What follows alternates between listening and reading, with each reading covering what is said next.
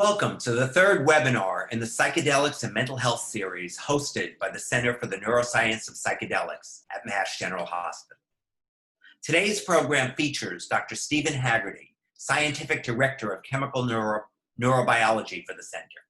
Dr. Haggarty is the Stuart and Suzanne Steele MGH Research Scholar with appointments at Harvard Medical School, the Broad Institute, and MIT. He'll take us on a deep dive into the power of MGH's cutting-edge chemical neurobiology and how he plans to bring those technologies to bear on a library of Harvard's unique collection of psychoactive plants. This work will help to better understand the ways that novel psychedelic compounds can facilitate lasting changes in mental health, also potentially neurodegenerative diseases, including Parkinson's and ALS, and possibly Alzheimer's, as well as overall well-being. Dr. Haggarty's presentation links the pioneering work from the history of psychedelics with state-of-the-art science and technology to help define the future of psychedelics and brain health. For those who are new to the series, I suggest you also listen to the earlier salon recordings for an overview, as well as a better understanding of the amazing neuroimaging capabilities at MGH. Today, you'll get a behind-the-scenes look at one of the key pillars of the center being brought to life at MGH, Harvard Medical School's primary teaching hospital and the hub of the Boston biomedical ecosystem. I'm Dick Simon, chair of the center's advisory council. I spend all of my time doing what I can to advance psychedelic therapies for treating a wide range of mental health issues. I'm motivated both by the astounding data supporting the efficacy of psychedelic therapy and from having experienced the seemingly intractable nature of mental health issues in my own family. I'm excited about this center with its unparalleled human and technological resources, as well as its integrative approach of psychiatry, cognitive neuroscience, neuroimaging, and chemical neurobiology, the subject of today's salon. As a reminder, at any point you can type questions into the Q&A button and we'll address them during the question and answer. Now I'm happy to introduce my good friend, Dr. Gerald Rosenbaum, founding director of the MGH Center for the Neuroscience of Psychedelics. Dr. Rosenbaum is psychiatrist and chief emeritus for MGH's psychiatry department, which he stewarded as the top-ranked psychiatry department in the United States for 20 years, and a professor of psychiatry at Harvard Medical School. He brings 47 years experience as one of the preeminent psychiatrists and psychopharmacology experts in the world. Jerry. I want to thank Dick for his being an extraordinary patron and advocate for the field and for our center. And in a moment, it's going to be my distinct pleasure to introduce my extraordinary colleague, Steve Haggarty, who is the scientific director for neurobiology of the Center for the Neuroscience of Psychedelics. At MGH, we were inspired by the idea that the class of agents known as psychedelics can offer a window on how to move the brain to change in a way that can address many of the most anguishing forms of human suffering.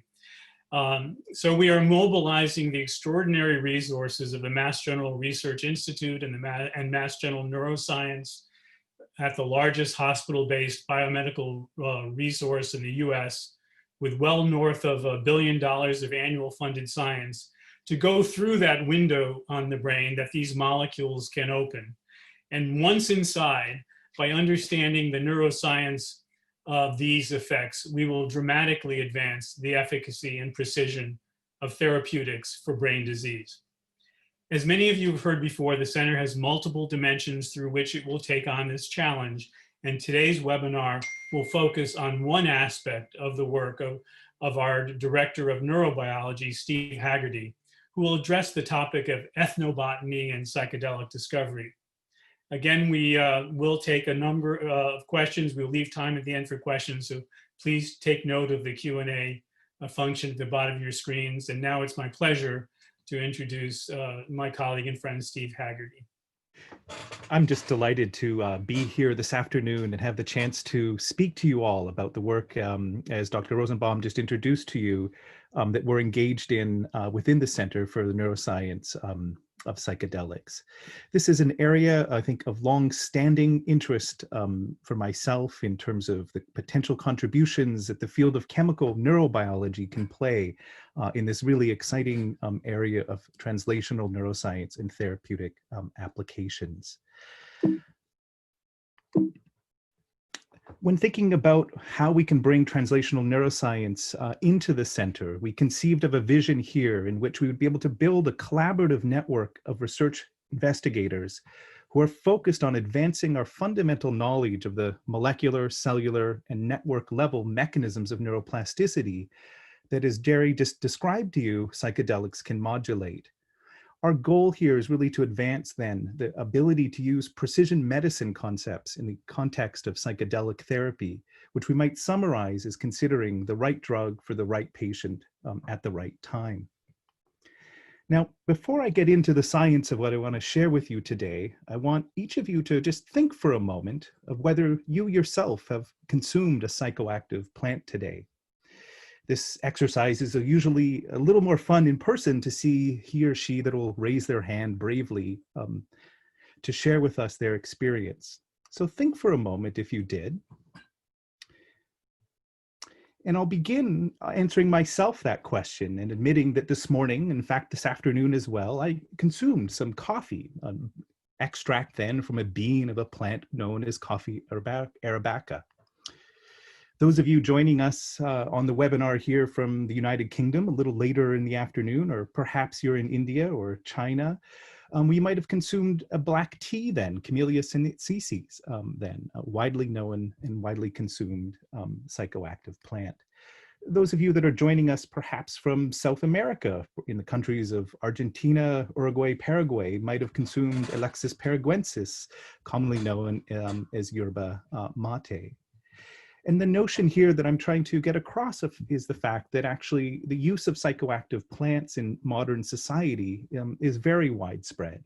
And certain plants, as the ones I just shared with you, we all take for granted have beneficial effects, or at least I do, I'm grateful for on any given day. Now, within those three plants that I just described to you, there are a number of small molecules, including this methylxanthine member caffeine that we recognize then as a stimulant of the nervous system. And we understand aspects of how that molecule works through engagement with a receptor called the adenosine receptor. And this is a class or member of a larger class of very interesting small molecules then, of alkaloids then.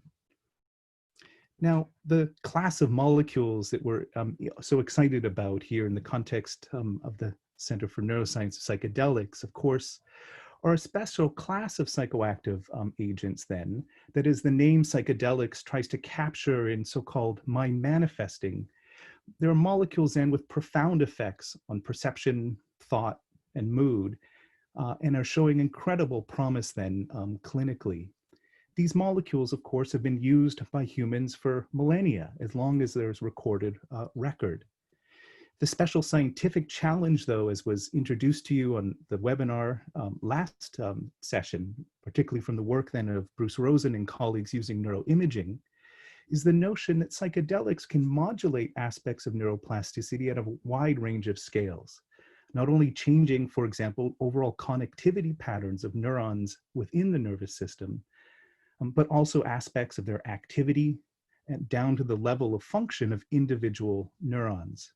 And as this beautiful review by Robin Carhart Harris and colleagues summarizes, the challenge for the field is to understand how is it that the engagement of a particular receptor by a psychedelic leads to that psychedelic experience then, and potentially catalyzes therapeutic benefit.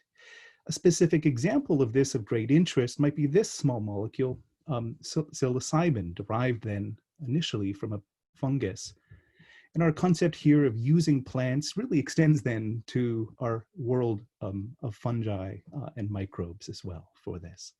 These molecules provide incredible tools then to gain insight into the mechanisms of brain function that, if harnessed correctly, we think have incredible therapeutic promise. What I want you all then to imagine then is the future. This isn't what exists right now, but it's the future we would like to work towards building.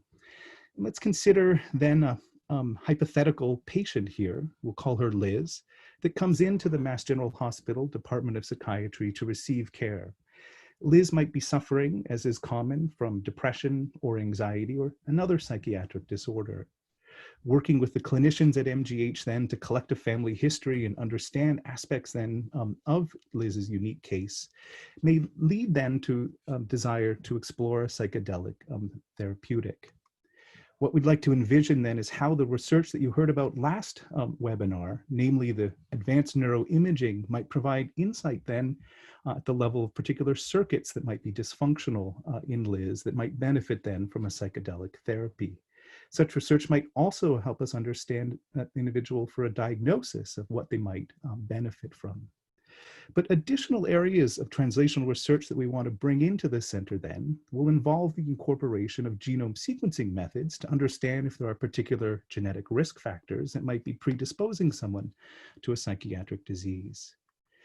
But the technology that I'm most passionate about and excited to tell you more here that we think can have a transformative effect on our understanding of how psychedelics function and understanding their mechanism in a very deep level is one involving cellular reprogramming that lets us derive from a particular patient then through, for example, a skin biopsy, a sample that can be reprogrammed into a cell, a so-called induced pluripotent stem cell that can be differentiated into neurons.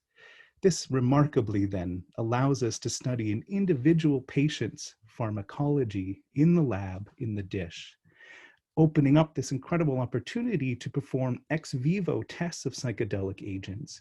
And in doing so, we hope this research then will be able to feed back and impact ultimately patient care.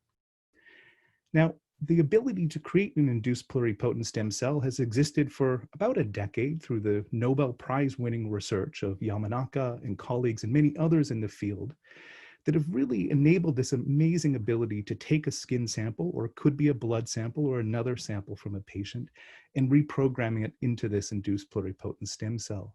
What's shown here is a colony of thousands of iPS cells growing on a feeder layer of cells. The cells like to be close to each other and interact with each other. But what's amazing about these cells is what we can do, and that is differentiate them into pretty much any cell type in the human body. For us, what's exciting then is this ability to grow human neural networks in the lab and do so in miniaturized formats that's amenable then to our efforts to screen and identify psychoactive molecules. What's depicted on this slide is one particular approach that we use in the lab, one that has facilitated our research by allowing us to develop these assays on a higher throughput scale. And remarkably, in a 2-week time period, we can go from these proliferating progenitor cells into these cells as depicted on the right that begin to form neural networks and form synapses as depicted with the individual arrows. We're able then to use robotic microscopy and high resolution and high content imaging methodology to extract quantitative information then about, for example, the length of the axons and dendrites and the number of synapses. This technology then enables us to test an individual patient's neurons then in their response to psychedelic agents. What's even more remarkable, though, is we're not constrained to running these assays in a two-dimensional world. Technology involving so-called organoid formation is letting us study mini brains or three-dimensional organizations of these neurons that begin to mimic, although not fully recapitulate, the complexity of the human brain. If we were to take a high-resolution microscope and look at this little floating mini brain as is captured here in the Petri dish, we'd be able to detect then the different layers of cell types that are present and similar to those in the human cortex.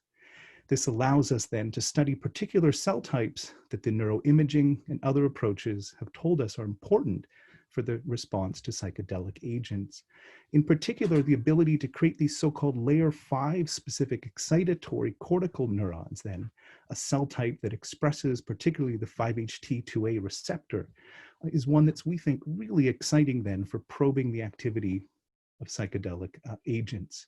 But more generally, we can study other aspects of neuroplasticity that have been implicated in response to psychedelics and may be critical for their long-term persistent effects. And that includes then activities at the level of neurogenesis, so the formation of new neurons, the alterations in axon dendrite structure that may contribute then to connectivity, and ultimately the formation and maintenance of synapses. These are the aspects of neuroplasticity that have never been able to be probed in a human context before, and the use then of stem cell and reprogramming technology allows us to perform these ex vivo scans. What we envision then is the application of these technologies, not just to Liz, but Liz is one member of a larger family or cohort of individuals that might have studied and enrolled in the clinical trials. We want to deeply characterize this patient cohort using the advanced neuroimaging methods that Bruce Rosen and colleagues spoke about, and their work then by our clinicians to understand individual cases. Our ability to derive from these patients a patient-specific stem cell then and characterize them deeply at the level of their genome, the transcriptome, the genes that might be turned on, their proteome, all of the proteins that might be expressed, and ultimately physiology will give us a deep understanding at an individual patient level. What we'd like to understand is the fact that there may be some responders in this population that respond to the psychedelic agent very well, but also some non-responders that don't show the desired therapeutic effect, or in some cases an adverse response. And we think that if we can derive then correlates in the lab that allow us to make these predictions, will improve ultimately patient care by helping our clinical colleagues choose the right drug for the right patient at the right time. Now, this is something we're really excited about as a technology and approach then for studying existing psychedelic agents. But we're also interested and excited to advance towards the development of what we consider next generation psychedelic agents. These would be agents that have an improved property and efficacy, the ability then ultimately to provide therapeutic benefit, and perhaps reduced side effects and increased tolerability.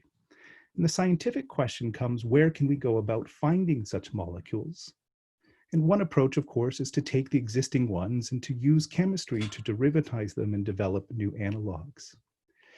But as was introduced to you, we're inspired here to take an understanding or build on the understanding that comes from really the foundation of the psychedelic field. That is work by ethnobotanists such as Richard Evans Schultes, a very influential Harvard professor and educator who worked very closely with a number of indigenous peoples populations in a variety of countries to really create an understanding from an ethnobotany perspective of many of the psychedelic agents that are currently of clinical interest. And Dr. Schultes then predicted here that the medicines of the future will actually come from our understanding then of the forest itself and use then of indigenous peoples' knowledge. Those of you that know Dr. Schultes know that he really inspired a generation of investigators to develop the field of ethnobotany. He himself is a legendary character that performed fieldwork in the Amazon for over a decade, taking a leave of absence, if you will, from Harvard. In his travels then, he collected over 24,000 different plants, described more than 300 new species, and wrote over 500 papers. Those of you that want to learn more about Schultes' pioneering work, I'd reference you here to the Amazon team website here, which describes his journeys in great detail and some of the amazing findings of his research. Schultes' work then inspires us though through the principle of collaboration and inspiration then of interdisciplinary activity. It was this little book that Schultes, as a pre-med student at Harvard, first read, a book written by a psychiatrist written about mescaline, that inspired Schultes then to take the career path away from medical school, but into the field of ethnobotany. By the time Schultes graduated from Harvard with a master's degree and his PhD, he contributed then fundamental insights then into what we now recognize as the sacred cacti, such as peyote, teonotocatl, the source of psilocybin, and ololiqui, then the source of morning glories, really reflecting then three of the major classes of psychedelic agents currently of interest. And working with colleagues then, such as Dr. Albert Hoffman, Schultes was able to write these descriptions then that have now become definitive and inspirational guides towards the field of psychoactive plants. And in particular, this long-standing collaboration then between chemistry, biology, and psychiatrists have created the foundation that we're interested in building upon. When one takes a deeper look through the amazing writings of Schultes and others in the field, we see very elegant descriptions then of plants that at the time were very poorly understood, but of course now are of great interest medicinally. Schultes' own sort of inspiration, the botanist Richard Spruce, first described a series of plants, Banisteropsis caapi then, the source of the harmine class of alkaloids, also a plant that's a member of that coffee family that we described at the beginning. Schultes then not only described these more commonly used psychedelic agents, but also in his writings a variety of less well studied but really exciting plants such as Tetrapteris methicica, for which his description of this is still true, that nothing is really known about it chemically, but has very similar effects to other types of ayahuasca that are more widespread and used. These then, and his writings, are inspirations for us to more deeply understand scientifically the nature of the psychoactive agents in each one of these plants. The fact is that we understand very little of many of these, and I've picked here 3 examples from Schultes' writings then that are of great interest to us. Ecorus americanus, or sweet flag, an agent that has medicinal and stimulant properties with possible psychedelic activities, is of interest because it's present here in North America, including in Massachusetts, although my trips on the weekends to local swamps and wet areas have not identified this plant, at least here in Boston.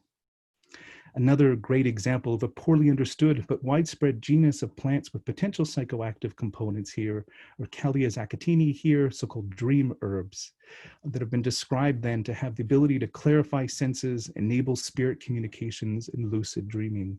Really a really exciting genus of plants then that requires further investigation. And beyond the more classical stimulants or aspects then of sort of psychedelic hallucinogens, this plant here, such as Scledium torsum, a plant then from South Africa that the work of Nigel Gerke and colleagues then have characterized as having potential mood enhancing, memory enhancing, and ability to combat fatigue, pain, and anxiety, is another example of a really exciting plant requiring further investigation.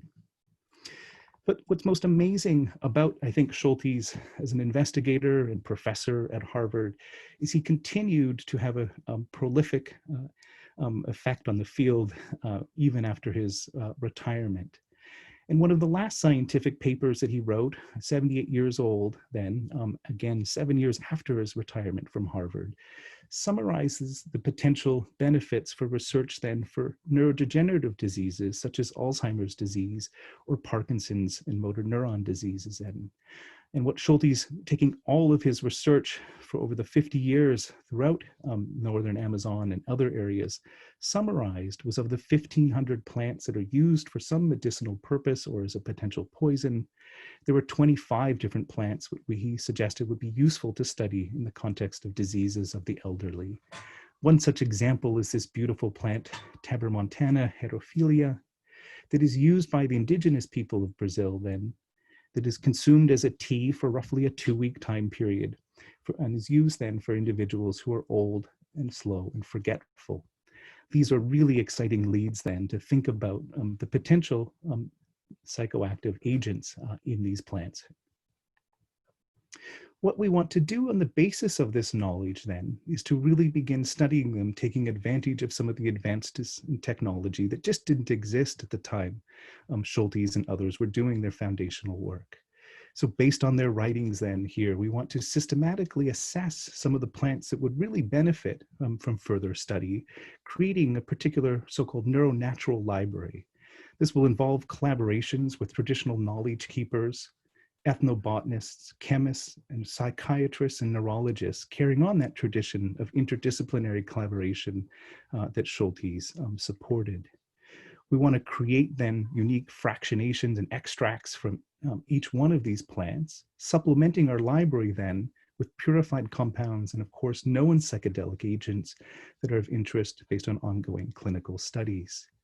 We want to use that collection then in combination with those patient-derived stem cell models that I told you about to generate unique molecular and cellular signatures in our neurons and so-called mini brains. Again, for this work to go on, it's going to require close collaboration across multiple different areas of investigation, work with our psychiatry colleagues to point to the kinds of assays and molecules that would be most interesting to identify, work with our neuroimagers to be able to annotate the patient models as ones which might respond to a particular class of agents, and those interested in developing new medicines. What I want you to envision, though, is again the future here, taking advantage of some of the learnings that we already know in the psychedelic field, particularly an example here that comes from study of ayahuasca or yahe. The notion here that this medicine is composed really of multiple different plants, Banisteropsis caapi, that plant genus that Schultes and Spruce performed some of the initial characterization of, that's often taken in combination with another plant such as Psychotroia viridis, then a source of dimethyltryptamine. The combination of these two classes of molecules then represents this important notion of synergy, or in other words, an entourage effect through the combination of multiple molecules. What we'd like to do experimentally then is to really systematize this process of discovering molecules that can enhance each other's activity, a so-called systems neuropharmacology, which the systematic study then of the combination of these agents allows us to create a network where each molecule is represented by a node, and we connect them together with an edge that forms our overall understanding of psychedelic neural networks. Creating this map, creating this network then with the kinds of assays that we can now perform using patient-derived stem cell models, we think will provide a new foundation for the field of psychedelic medicine.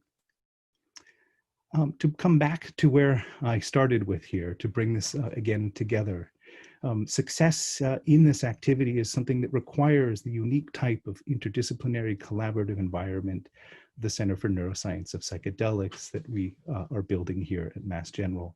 That's because we need to work closely with our colleagues then in psychiatry to create models then from our patients that let us study their ex vivo response. We need to deeply annotate them with neuroimaging methods and genetic approaches. And we think if we can successfully pull these pieces of translational research together, we can ultimately create this field of precision psychedelic medicine. And I think this is a really exciting endeavor for a variety of individuals to contribute to. I want to end, though, with a quote, which is really a question that Richard Evans Schultes and Albert Hofmann posed at the beginning of the book that really influenced my interest in this area nearly 2 decades ago. And that was Schultes and Hofmann asked if we were able to perform a thorough understanding of the use of chemicals, understanding of the use and the chemical composition of psychedelics, would this not lead to the discovery of new pharmaceutical tools for psychiatric treatment or experimentation?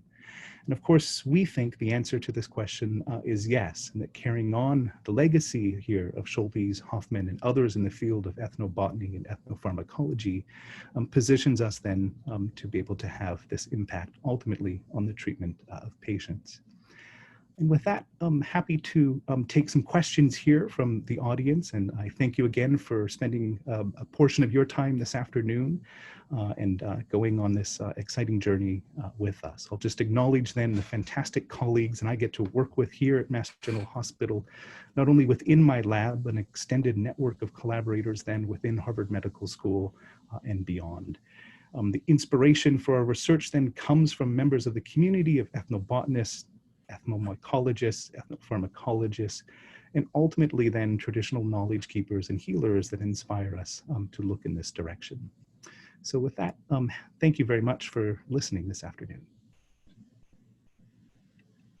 Steve, that's really fun, and the promise of this research is really exceptional.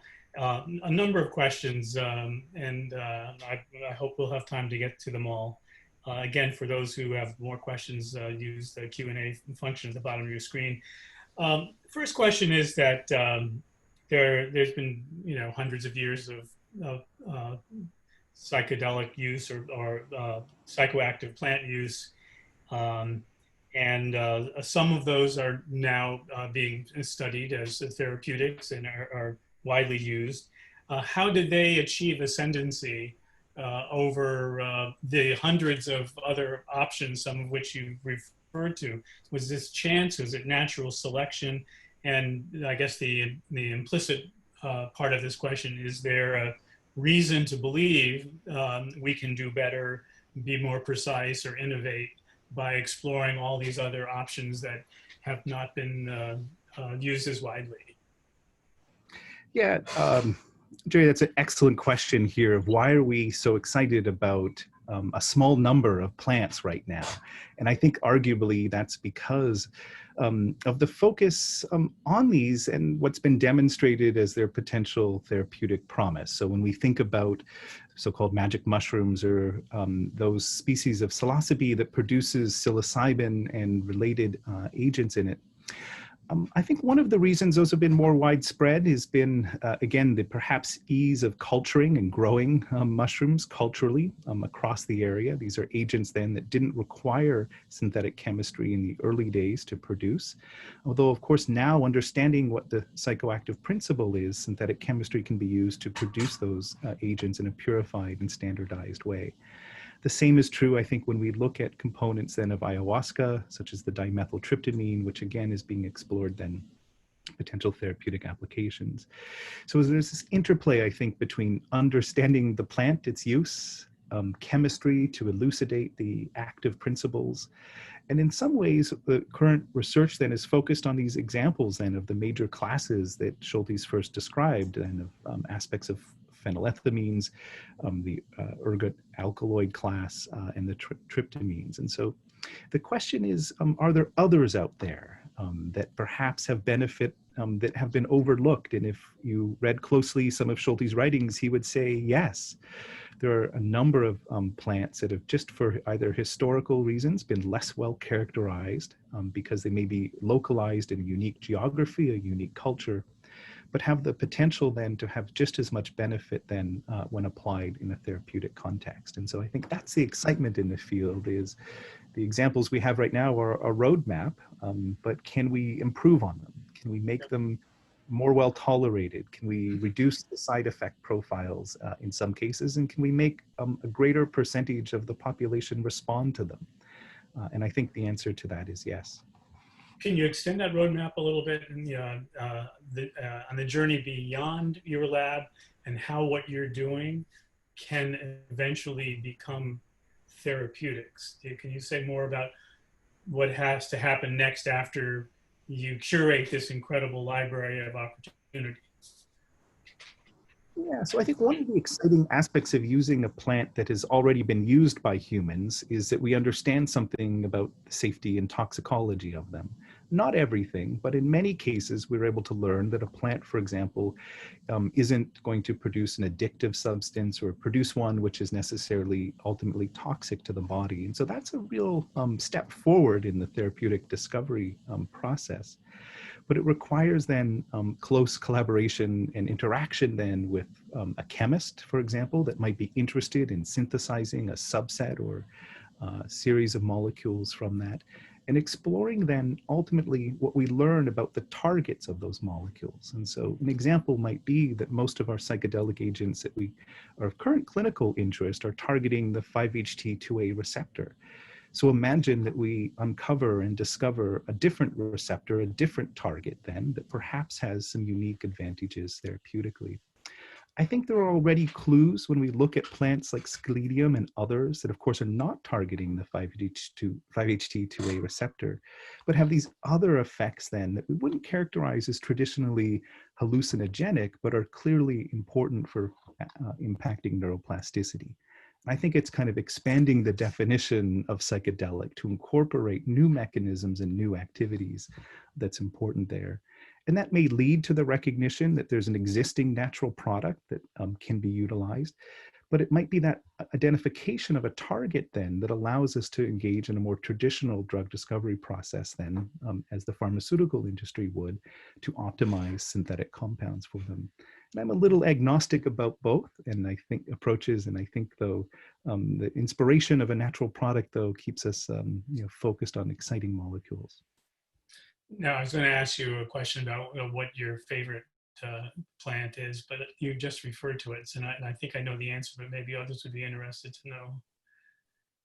Yeah, I'm this really excited by this plant, Scaledium torsum, that Nigel Gerke from South Africa has characterized in great detail and written about, with its potential effects then for aspects of mood, well-being, anxiety, and overall sort of energy. And this is an interesting example because right now it's not a scheduled substance. It's not something that is controlled then in the same way that a psilocybin or DMT or other agents are, and is really targeting, I think, a really critical area of investigation of thinking about agents then to help with disorders such as treatment-resistant depression and anxiety. And it's just following the descriptions then of this plant and thinking about some of the mechanisms. And there are a few alkaloids that are known within this plant that may be mediating these activities. And those targets and mechanisms then are really exciting to try to understand. Can we develop on the basis of that assays using our human neurons that report on their activity? And again, this is interesting where a plant, of course, is already consumed and used by people, but we just don't understand the neurobiology and neuroscience of it yet. By going backwards, then we can begin to fill in those pictures. But I have a long list of plants that, again, are really exciting about. And if you were to ever open... I should make you pick a favorite. Here's a very, very important question. I'll read it. It says, how does the center intend to create a reciprocally beneficial relationship with indigenous groups to whom we are indebted for carrying the knowledge of these psychoactive plants over the centuries? Critical question as the work may result in patenting and profiting off related molecules. Yeah, that's an excellent question. In this area, we have to be mindful of the importance of following some of the conventions, such as the United Nations Convention on Biodiversity, that requires us to consider the kind of equivalent notion of an informed consent and our ability then to consider access to the resources that are created from such a product and investigation. And I think the answer to that question is to really work closely with those in the area, which are traditional knowledge keepers, and elevate their voices through understanding it is their knowledge that is inspiring us and working towards us, or inspiring us in the directions that we want to go. And I think there are ways and examples then of how to do that, to think about it proactively, to provide a sharing of any possible resources that are created, whether they be financial or access to the medicine then that may not be present then. I think it's an important one that also, a question that also touches on aspects of conservation, recognizing that some of these plants, particularly within the Amazon, are right now very, very much under stress from destruction of the environment. And one of the, I think, greatest legacies of Schultes and colleagues then was really to point towards the early value of protecting these areas and protecting this knowledge then of indigenous cultures and people. So the short answer is we'd love to work with people that want to help us do that correctly and effectively then towards new areas. There have been a number of questions that have touched on something you referred to in passing, which is the possibility of the knowledge derived from exploring these the novel molecules derived from these plants for non-psychiatric conditions. There was a question about, can you imagine a therapeutic that might help people with coma or neurodegenerative diseases or Alzheimer's? How might you can imagine that outcome? Yeah, so, again, one of the exciting aspects about Schultes' writings in particular were the description then of these 25 plants then that he suggested would be of great value for studying in the context of what we would consider to be an Alzheimer's disease type dementia. And remarkably, since that publication, as far as I can tell, there's been very little investigation of many of those plants. But if we actually take a step back, the use of psychoactive plants has already played an important role in development of treatments for Alzheimer's disease. And the reason we have acetylcholinesterase inhibitors such as galantamine comes from our knowledge then of particular plants that have the ability to inhibit acetylcholinesterases. And so that's one mechanism. That's not a disease-modifying mechanism for treatment of dementia, but is an agent that can provide benefit to patients. And so using the kinds of patient-derived stem cell models that we've already generated in the lab from patients with a variety of neurodegenerative diseases, so tauopathies and dementia, we can create models then that really model aspect of the disease and use those to screen for new agents. And I'm amazed going through and reading, of those 1,500 plants that Schultes and colleagues described, the diversity of potential applications beyond maybe infectious diseases and areas, but skeletal muscular disorders, paralysis, a whole range of agents. And again, as they are often referred to, very little characterization to none has been done on the chemical components. And so if we believe, I think, in the successes of discovery of agents like psilocybin, we should believe then in the potential then for moving forward with characterization of these agents. One quick question was, can you repeat the name of that plant that we referred to as your favorite? And that was the Scaledium tortuosa, right? Is that, yeah, I may not be saying. We don't really want to say it's your favorite because you love all your children equally. I love many of them because I'm fascinated by them. I'm fascinated by the potential and the history of each one of them. And I'll give you another example of one that I think is really interesting. And that is, we all understand that ayahuasca is composed of multiple plants, an admixture then to the initial Banisteropsis caapi, the source then of the monoamine oxidase inhibitor. But there are also descriptions of other agents added, for example, to facilitate after the psychedelic experience a memory of that activity. So perhaps what we would put in maybe psychiatry terms, helping with the integration of that therapeutic event, is if someone is able to access that memory later then in their life. And such a plant then has already been described in the Amazon as being added to ayahuasca mixtures. And so I think as we understand what is it that would actually have the most benefit for patients, is it that kind of agent that has the ability then to prolong the experience and potential therapeutic benefit for a patient? Or perhaps it's the opposite. Perhaps it's a fast-acting agent that has really an impact for only maybe minutes that facilitates the process then of access to a broader set of patients in a clinical setting. And so I think, again, answering those questions requires this close collaboration with our clinical colleagues to define. But again, I'm really amazed each time I sit down each evening and look through some of the writings in the field, not just of plants, but also our fungal friends then. I think there's some amazing starting points for discovery here. Your last answer sort of begs another question, which is, medicine for many diseases, whether it's cancer or hypertension or even psychopharmacology, we often, to get the best result, have to combine agents that have similar or sometimes overlapping and sometimes different mechanisms. And in nature, many plants, often there are multiple compounds of it in the plant that's been used naturally, and the so-called entourage effect and so forth. So will your work, involve the complexity of looking at some of these possibilities in combinatorially? I think that's what's exciting about being able to grow these neural networks in tiny wells, right? And by tiny, I mean might take 100 microliters of volume, but we can manufacture hundreds of these little neural networks or hundreds of these 3D little mini brains.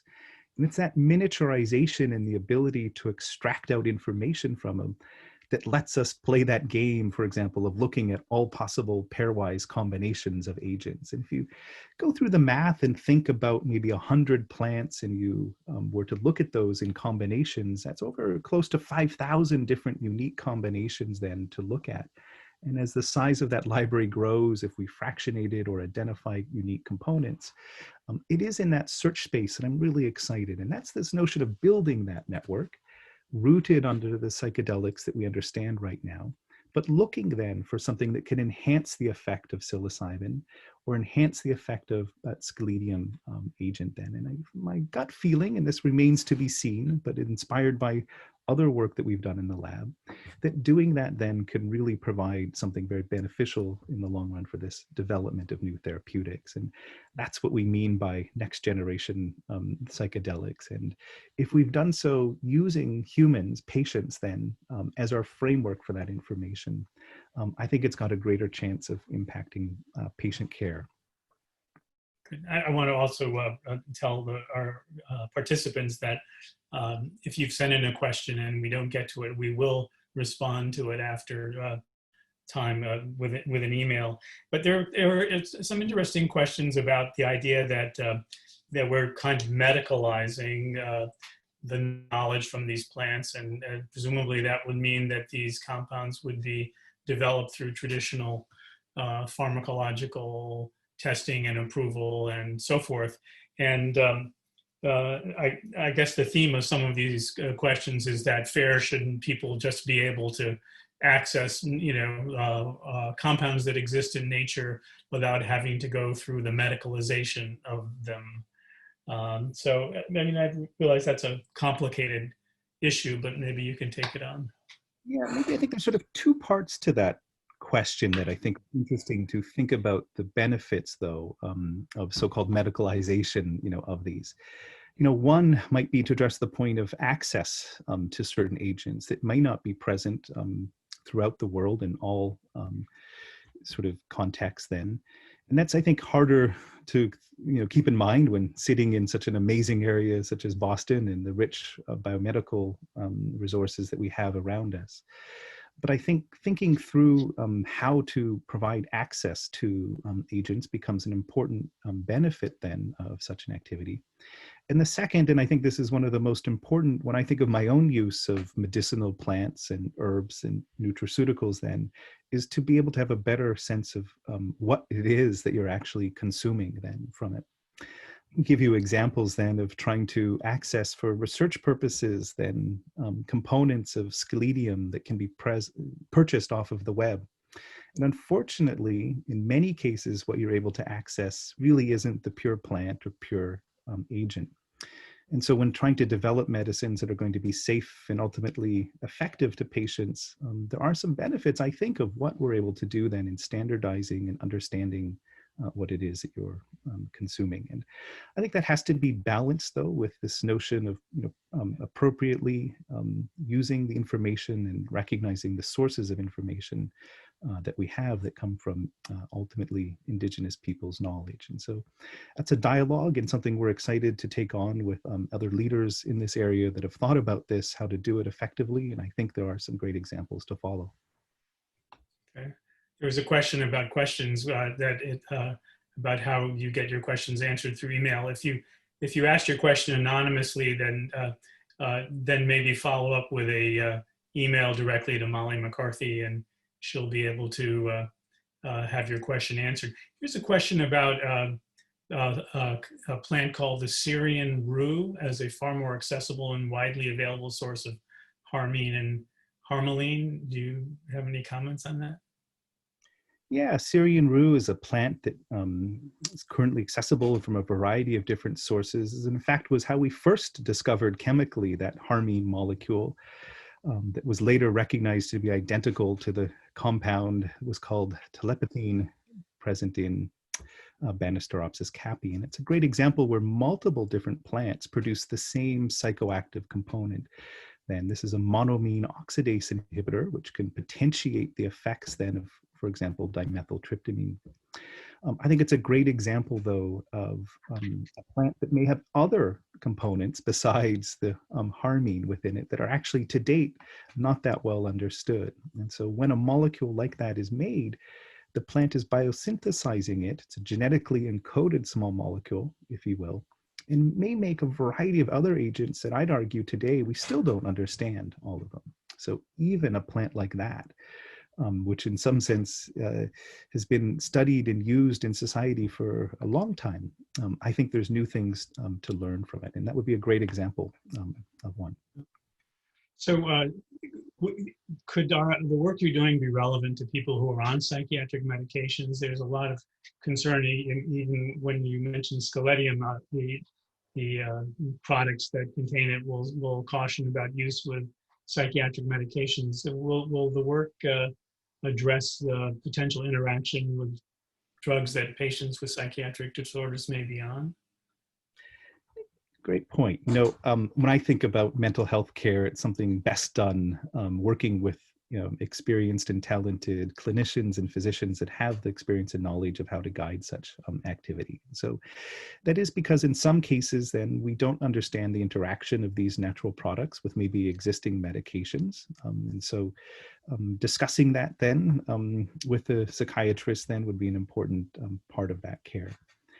I think, though, we'd like to think of agents that, for example, maybe can potentiate the activities of an existing therapeutic. And so in part of my life, I've spent a long time thinking about lithium as an example, used to treat bipolar disorder, but a molecule, or really not a molecule, an ion here, which we don't understand its mechanisms. But could we find another plant which potentiates its activity, allowing you then to perhaps lower the dose of lithium that you'd be giving to a patient then, and doing so then reduce the potential toxicity that's seen or restore sensitivity to it. And so I think if we can conceptualize the challenges of what it is that would have a greater impact on patient care, the example I think that's so exciting of the potential value of something like psilocybin in treatment-resistant depression is, by definition, it means then often a patient has already not responded to a variety of classical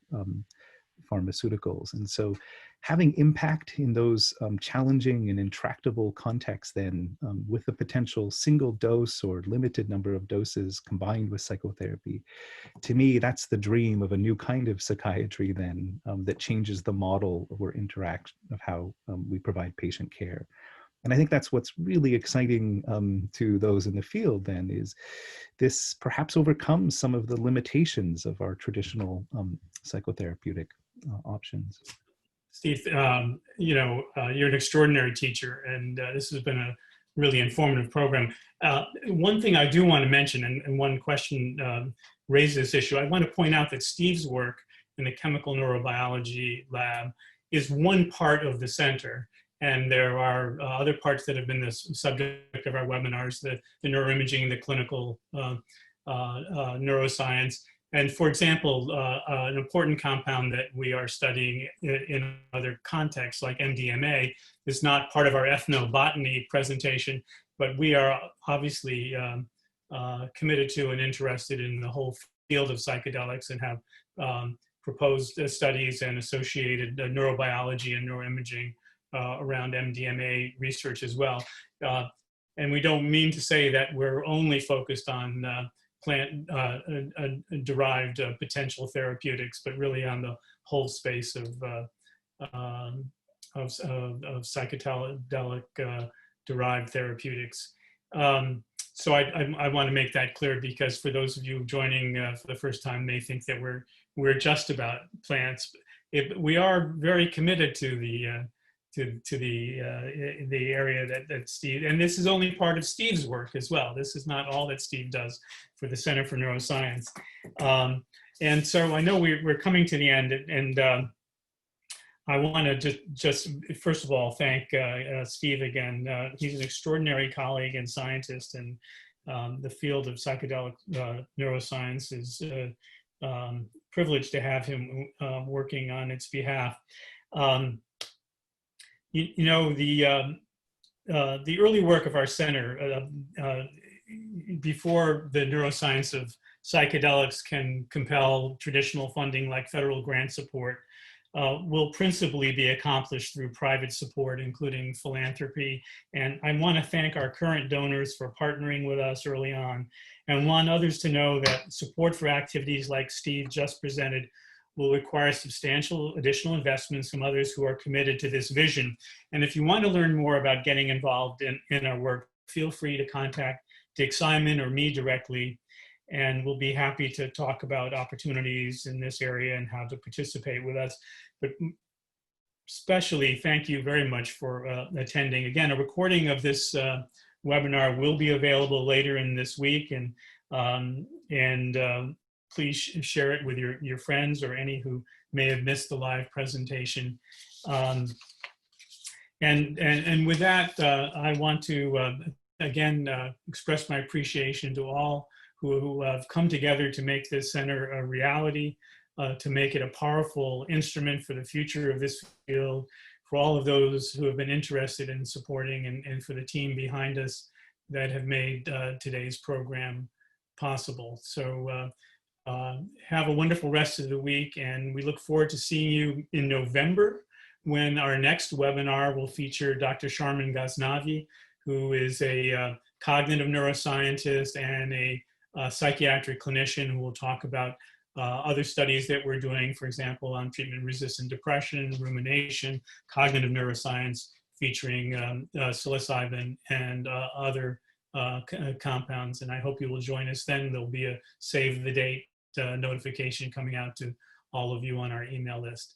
So thank you all again for attending, and see you again.